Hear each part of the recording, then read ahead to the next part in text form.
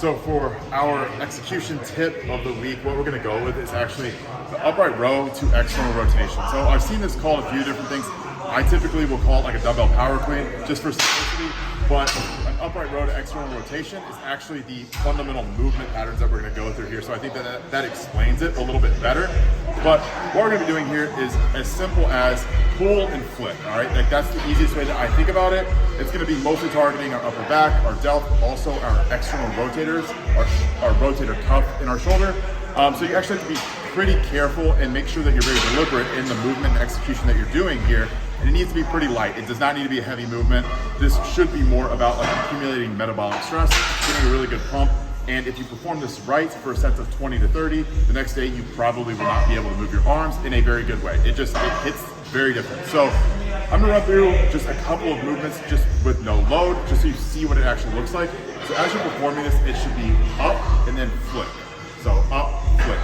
So if we actually add load to that, we're just gonna perform a standard upright row, and then we'll just put it all together. So here,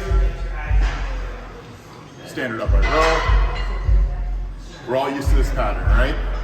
But if we're adding that extra flip at the top, we need to add a little bit more power out of the bottom. So power out of the bottom, pull high enough. Once that dumbbell gets up high enough to where your upper arms are at about parallel with the floor, all it is just a quick flip, and you catch, and then right back down. So here,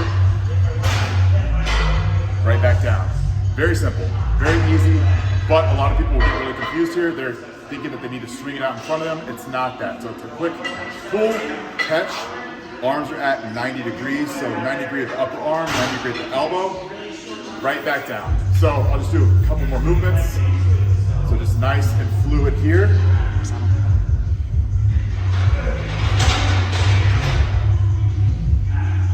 And then one quick tip here to actually be able to perfect the movement is to do it up against a surface that is going to be in your way and actually prevent you from swinging out in front of you. So I like to put you up against a wall, up against a door, be about a foot away so that you actually cannot swing out whenever you're performing the movement. You have to pull up and flick. So here, if I'm performing it against the wall,